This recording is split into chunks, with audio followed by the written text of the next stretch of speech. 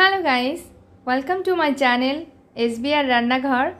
আজকে আপনাদের সঙ্গে খুবই মুচমুচে রসালো এই খাজার রেসিপিটি আমি শেয়ার করছি। এটা কিন্তু আমি শুধুমাত্রই আটা দিয়ে তৈরি করেছি। খাজা তৈরি করতে ময়দা লাগে বা কর্নফ্লাওয়ার লাগে এরকম কিন্তু কোনো কথা নেই।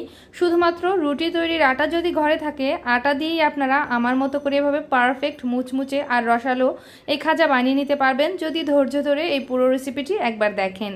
আর সাধারণত কর্নফ্লাওয়ার বা ময়দা আমাদের ঘরে কিন্তু অ্যাভেলেবল থাকে না। দেখা যায় রুটি তৈরির জন্য আটাটা রেগুলার ঘরে থাকেই, সেই ক্ষেত্রে আমরা আটা দিয়েই কিন্তু মজাদার এই খাজা তৈরি করে নিতে পারি।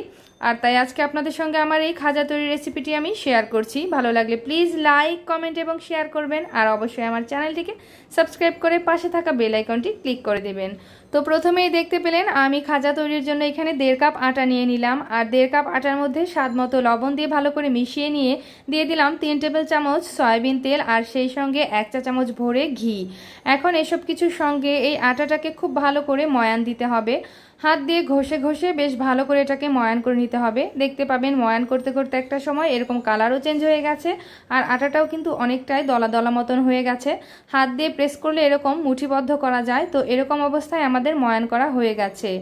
আর এখন এর মধ্যে আমি প্রয়োজন মতো নর্মাল জল দিয়ে একটি ডো তৈরি করে নিব। আর ডোটা খুব একটা নরম বা খুব একটা শক্তও করব না। এটাকে আমি সাধারণত পরোটা যেভাবে তৈরি করি তো পরোটার ডোর মতো একটু সফট করব। আর এখানে আমি একটু ঘি ব্যবহার করেছি, চাইলে আপনারা নাও করতে পারেন, শুধুমাত্র তেলেও করা যাবে, আবার শুধুমাত্র ঘিতেও কিন্তু আটাটা ময়ান দেওয়া যাবে। তো আমি একটু ঘি মিশিয়ে দিলাম, এতে করে একটু খাজার ফ্লেভারটা ভালো হবে ওই জন্যই। তো কথা বলতে বলতে আমার ডোটা মাখিয়ে নেওয়া হয়ে গেল। আর একটু আমি হাত দিয়ে প্রেস করে দেখিয়ে দিচ্ছি, দেখতে পাচ্ছেন ঠিক কতটা সফট আছে। তো এরকম অবস্থায় এটা আমার মাখিয়ে নেওয়া হয়ে গেছে। আর আমি এখন ঢাকা বন্ধ করে এটাকে প্রায় 10 থেকে 15 মিনিটের জন্য রেখে দিয়েছি। এরই ফাঁকে আমি শিরাটা তৈরি করে নিব। আর শিরা তৈরির জন্য ঠিক যতটুকু আটা বা ময়দা ব্যবহার করবেন ঠিক ততটুকু পরিমাণই চিনিটাও নিতে হবে। আমি এখানে 1.5 কাপ আটা নিয়েছিলাম, তাই শিরা তৈরির জন্য কিন্তু আমি 1.5 কাপ চিনি নিলাম। আর 1.5 কাপ চিনির মধ্যে আমি 1.25 কাপ জল দিয়ে দিলাম। অবশ্যই যতটুকু চিনি তার অর্ধেক পরিমাণ জল দিতে হবে। আর আমি শিরার মধ্যে কিন্তু 2টা এলাচও দিয়ে দিয়েছি, এলাচের মুখটা একটু চিড়ে দিয়ে দিয়েছি। তো চুলাটা জ্বালিয়ে দিয়েছি আর মিডিয়াম আঁচে আমি চিনিটাকে গলিয়ে নিয়েছি। চিনিটা গলে যখন শিরাটা এভাবে ফুটে উঠেছে তখন একটু নাড়াচাড়া করে নিলাম। আর এই পর্যায়ে দিয়ে দিব একটু লেবুর রস। আমি এখান থেকে প্রায় 1 চা চামচ পরিমাণ লেবু চিপে দিয়ে দিলাম। তো এতটুকু পরিমাণ রস দিলেই যথেষ্ট। আর লেবুর রসটা দেওয়ার পরে লেবুর রসের সঙ্গে আমি এটাকে নাড়াচাড়া করে আর 2 মিনিট মতন জাল করে নিব। আর এই শিরাটা 1 তার বা 2 তার এই টাইপের আমি কোনো শিরা বানাবো না, জাস্ট লেবুর রসটা দেওয়ার পরে 2 মিনিট মতন ফুটিয়ে নিলেই রেডি হয়ে যাবে। আর হাতে করে একটু শিরা আপনারা নিয়ে চেক করতে পারেন যে একটু চটচটে ভাব হবে। তো এটা কোনো 1 তার বা 2 তার হবে না, একটু যখন চিটচিটে লাগবে তো এরকম অবস্থাতেই গ্যাস অফ করে এটা নামিয়ে নিতে হবে, কারণ এটা কিন্তু ঠান্ডা হয়ে যাওয়ার পরে আরও অনেকটাই ঘন হয়ে যাবে। তো আমি গ্যাস অফ করে এটাকে ঢাকা বন্ধ করে রেখে দিলাম যাতে করে একটু উষ্ণ থাকে। আর এদিকে এখন আমি সেই আটার ডোটাকে ভালো করে মথে নিব, তাই ঢাকনাটা খুলে নিলাম। আর এখন এটাকে ক্যাবিনেটের উপর নামিয়ে প্রায় 5 মিনিট মতন খুব ভালো করে আমি এটাকে মথে নিব। যত বেশি ভালো করে মথা হবে ততটাই কিন্তু খাজাটা সফট হবে। এখন আমি খুব ভালো করে এটাকে মথে নিয়েছি। আর একটা সময় উপরের স্কিনটা এরকম মসৃণ হয়ে গেছে, তো আমার এটা মথা হয়ে গেছে। এখন এর থেকে আমি লেচি কেটে নিব।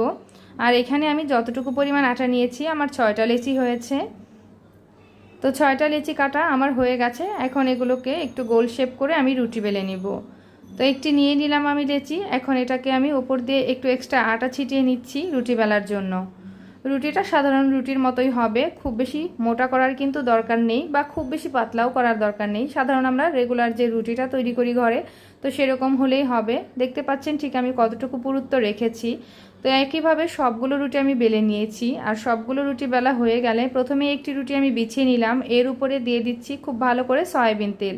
সয়াবিন তেলটা কিন্তু খুব ভালো করে মাখাতে হবে, না হলে কিন্তু পরবর্তীতে খাজার ভাজটা ভালো আসবে না। পুরো রুটিটাতে আমি হাত দিয়ে খুব ভালো করে তেল মাখিয়ে নিলাম। এখন উপর দিয়ে দিয়ে দিচ্ছি এক্সট্রা আটা। আর আটাটা মাখিয়ে দিচ্ছি না, আমি একটু ছিটিয়ে ছিটিয়ে দিয়ে দিব। তো ছিটিয়ে দিয়ে দেওয়ার পরে এখন উপর থেকে আরও একটা রুটি দিয়ে দিচ্ছি। আর এই রুটিটাতেও আমি একই রকম করে ভালো করে তেল মাখিয়ে নিব। আর ভালো করে তেল মাখিয়ে নেওয়ার পরে এর মধ্যেও আমি ভালো করে আটা ছিটিয়ে দিব। আর সেম প্রসেসে আমি প্রত্যেকটা রুটি একটার উপর একটা এভাবে বিছিয়ে নিব। আর সবগুলো বিছিয়ে নেওয়া হয়ে গেলে একদম উপরে যে রুটিটা দিব সেটার উপরেও কিন্তু ভালো করে তেল মাখিয়ে আর এভাবে করেই আটা ছিটিয়ে নিতে হবে। তো এটা হচ্ছে আমার লাস্ট রুটিটা, এর উপরেও আমি তেল মাখিয়ে নিলাম আর আটা ছিটিয়ে দিলাম। ব্যাস সবগুলো রুটি আমার একইভাবে বিছিয়ে নেওয়া হয়ে গেছে। এখন এগুলোকে রোল পেঁচিয়ে নিব। একটা সাইড থেকে রোলটা ভালো করে পেঁচিয়ে নিচ্ছি, আর রোল পেঁচানোর সময় একটু ভালো করে প্রেস করে করে পেঁচাতে হবে, যাতে করে এর ভাঁজটা খুলে না আসে।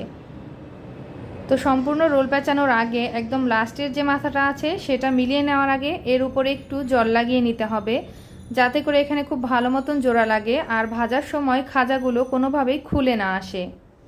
জলটা লাগিয়ে নেওয়ার পরে পুরো রোলটা আমি আরও একবার ঘুরিয়ে ঘুরিয়ে ভালো করে জয়েন করে নিলাম, আর জয়েন করে নেওয়ার পরে এখন এর থেকে পিস পিস করে আমি কেটে নিচ্ছি। আর খাজাগুলো প্রত্যেকটা কাটার সময় কিন্তু ভাঁজগুলো বোঝা যাচ্ছে। এখন সবগুলো খাজা কেটে নেওয়া হয়ে গেলে একটি খাজা আমি হালকা হাতে একটু বেলে নিচ্ছি। আর এই বেলার কাজটা কিন্তু একটু হালকা হাতেই করতে হবে, খুব বেশি জোরে প্রেস করে একেবারে পাতলা করে ফেলা যাবে না, এটা কিন্তু একটু মোটাই রাখতে হবে। তো দেখতে পেলেন আমার একটি খাজা বেলে নেওয়া হয়ে গেল।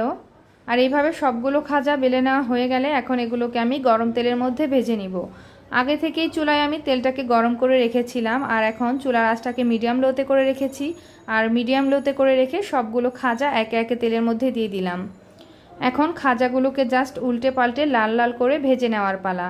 আর এই কাজটা কিন্তু একটু সময় নিয়েই করতে হবে, চুলার আঁচ একেবারে বাড়িয়ে কিন্তু ঝটপট করে ভেজে ফেলা যাবে না, না হলে দেখা যাবে উপর থেকে খুব ভালো কালার এসে গেছে কিন্তু ভেতরে সেভাবে ভাজা হয়নি। ওই জন্য চুলার আঁচটাকে মিডিয়াম লোতে রেখে বা কখনো কখনো লোতে রেখে আস্তে আস্তে করে সময় নিয়ে এটাকে উল্টে পাল্টে নাড়াচাড়া করে ভাজতে হবে। আর এই কাজটা কিন্তু কাছে থেকেই করতে হবে, চুলায় বসিয়ে দিয়ে কিন্তু দূরে যাওয়া যাবে না। তো আমি এগুলোকে নাড়াচাড়া করে এরকম গোল্ডেন ব্রাউন করে ভেজে নিয়েছি। আর দেখতে পাচ্ছেন প্রত্যেকটা ভাজ কি সুন্দর বোঝা যাচ্ছে, আর এটা ভাজার পরে কিন্তু অনেকটা ফুলে উঠেছে। তো এগুলোকে এখন আমি তেল ঝরিয়ে নামিয়ে নিয়েছি। এখন এগুলোকে শিরায় ডোবানোর পালা। তো আমি যে শিরাটা এটা জাল করে রেখেছিলাম ঢাকনাটা খুলে নিয়েছি, শিরাটা কিন্তু এখন উষ্ণ গরম আছে আর খাজাটাও আমার গরম আছে।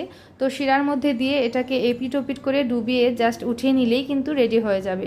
শিরা এটাকে ভিজিয়ে রাখার কোনোই দরকার নেই, শুধুমাত্র এপিট ওপিট করে একটু ডুবিয়ে নিলেই এর গায়ে যে শিরাটা আটকে যাবে সেটাই আস্তে আস্তে এর ভেতরে প্রবেশ করবে। তো সবগুলো খাজা শিরায় ডোবানোর পরে আমি সার্ভ করে নিয়েছি। তো দেখলেন তো খুব সহজেই আটা দিয়ে আমি কিভাবে পারফেক্ট খাজা তৈরি করলাম, কোথায় কোনো ময়দা বা কর্নফ্লাওয়ার আমার তো লাগলো না। আপনাদের কেমন লাগলো রেসিপিটা অবশ্যই কমেন্টে জানাবেন। টাটা।